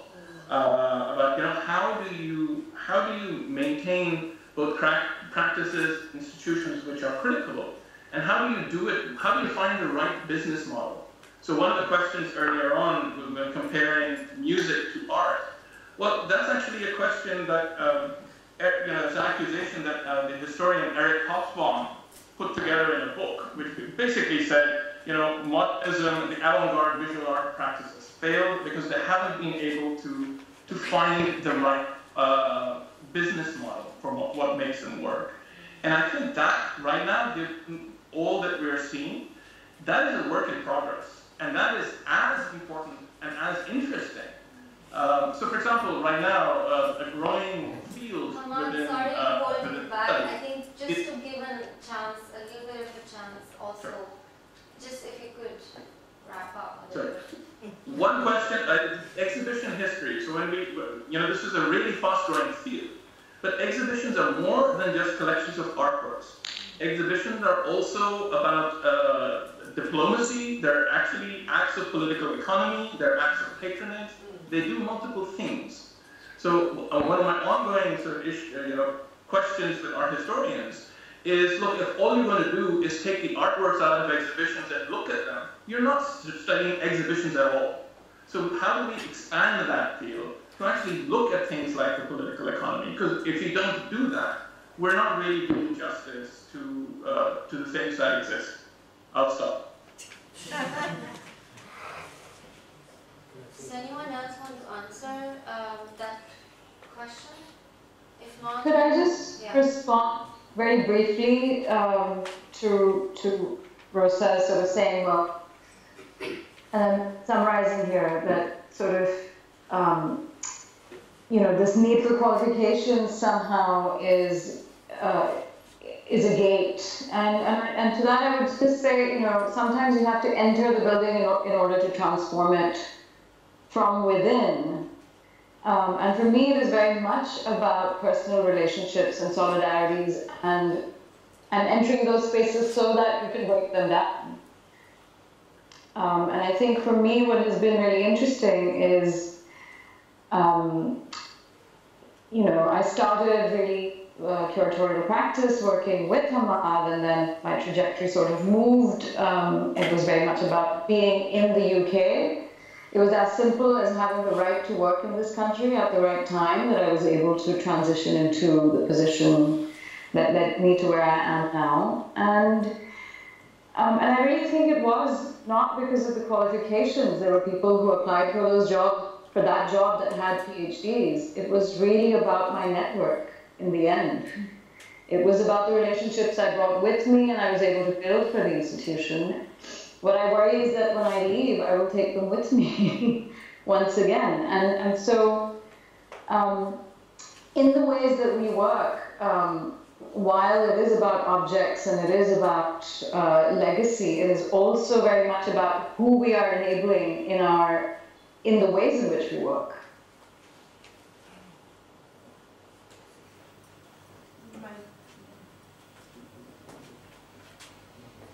Hello, Ahmad. Sorry. Hello, Ahmad. I just want to address to a particular issue that you are referring to combine museum and shopping complex. I don't know if you're having Ibn Battuta in mind or not, in your mind. Now that is a perfect example for that. But I want to introduce a kind of moving cat as an art object into that and destabilize the whole thing. Like while you enter into that museum, Ibn Battuta Museum shopping complex, you see a peculiar kind of phenomenon which is right in the middle of the strip, which is under a kind of artificial sky and an artificial palm trees. You have these Filipino women selling cheap wares all along. There are no men there, and it's a typical scene in Dubai if you go there. Now, there was once an artist, I think it was Urs Fischer, who had been asked by a museum keeper to have one of his new works. Now, Urs Fischer sort of denied that request and sent a cat instead, so that he can move around, pedal around, dirty the carpet, so that security people could jump around and what have you. Now, the whole idea is, I was trying to introduce some element of volatility, as I was referring to that how you can introduce into the White Rabbit. It's a rabbit, it's a name of this famous gallery in Sydney, which specializes in Chinese painting, for the others, not for you. So, just to introduce that with your idea, it's the same kind of parallel I'm trying to draw to introduce volatility into the museum space.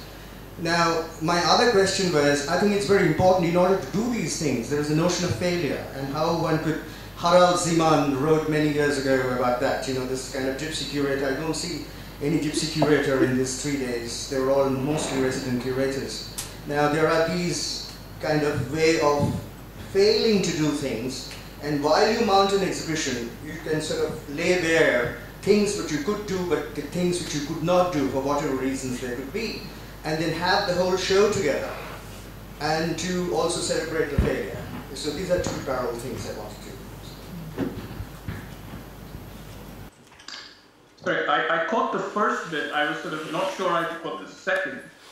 So let me address that first, and then we can continue. Very quickly, I think what the example that you're giving of the White Rabbit, I was lucky enough to visit, thanks actually to 4A, for a lecture series I did in Australia. And I think that actually raises that point. And I think that somebody was mentioning that the Takes magazine's issue is on the ecosystem. And I think it's that point which is really important. It's about that ecosystem.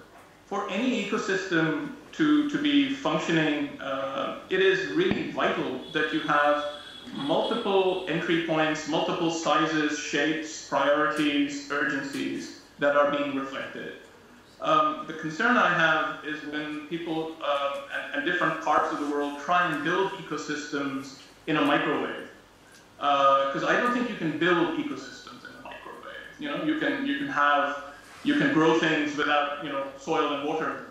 I forget what it's called now. But I think those things without roots, those things that don't have a chance to evolve and to complicate and mesh, are much poorer than when they are in a place where you have to fight for voice, where these things become tangled.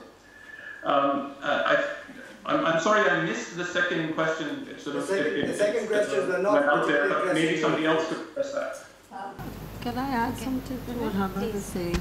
I think the question of ecosystem is extremely important, and I'll talk only about India, and this has been my observation that we are institutions that exist in isolation.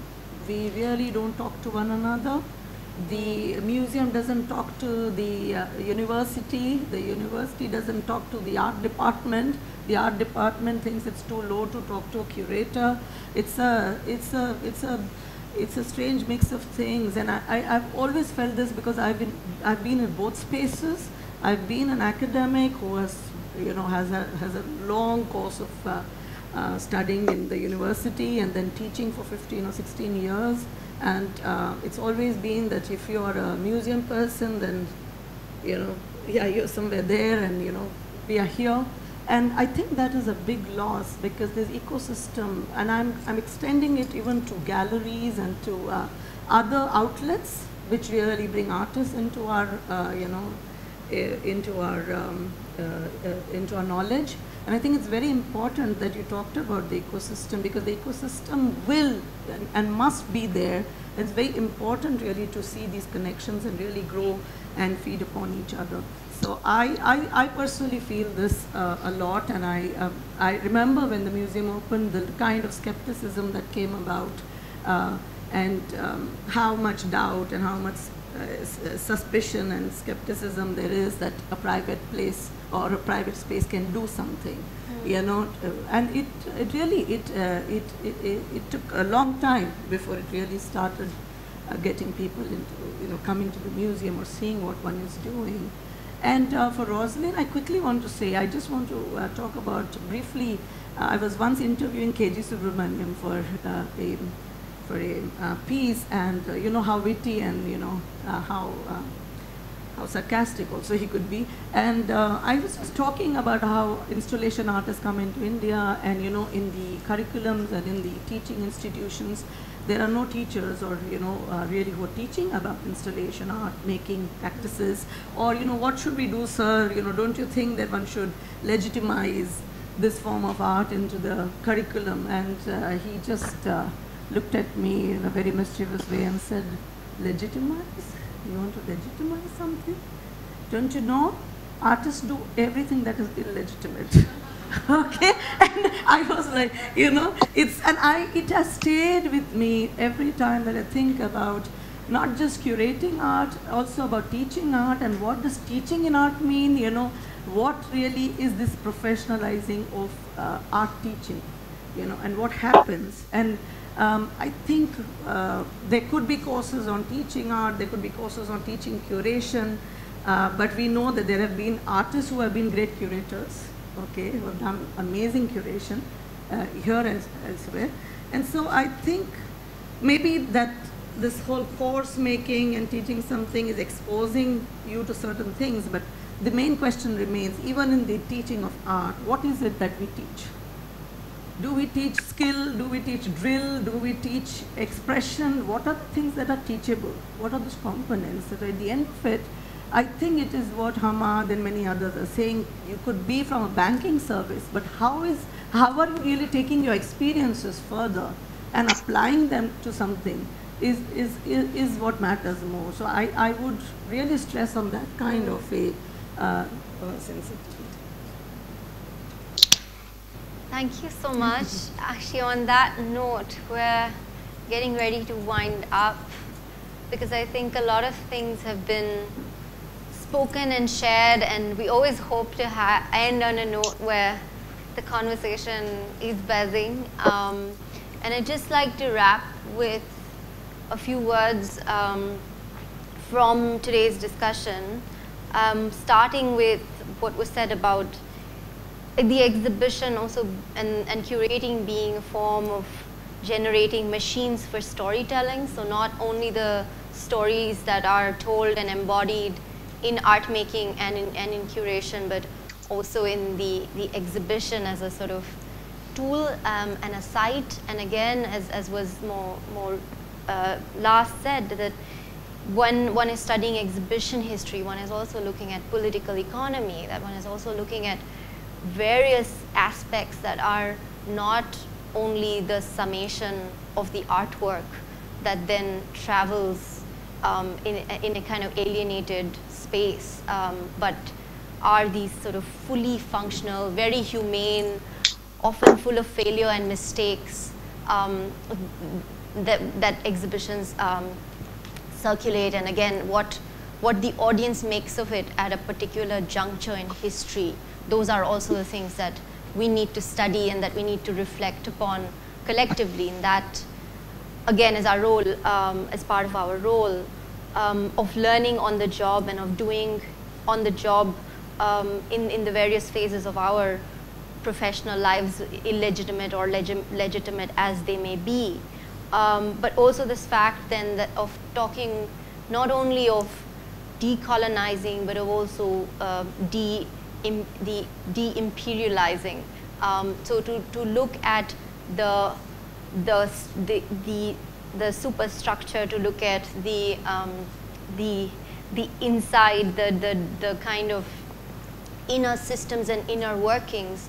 I think that, I would say, is where real transparency can take place, beyond what may be proclaimed here as a neoliberal agenda, something that, again, is part of our continuing education as curators, as artists, as gallerists, and as audiences for art making.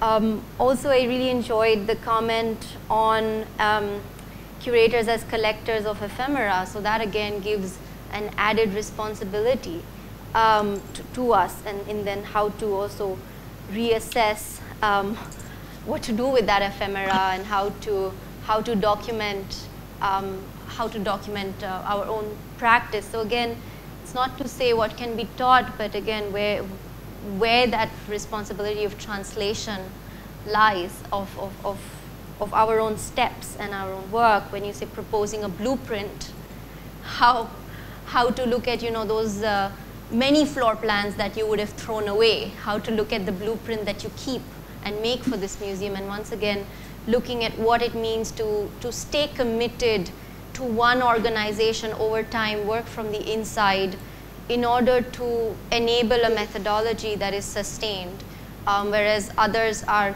like working through those sort of swinging doors, coming in and out, and we have another kind of responsibility to play. I mean, I for myself am so far a gypsy curator, if there is one, in this in this line, and so is Barbara.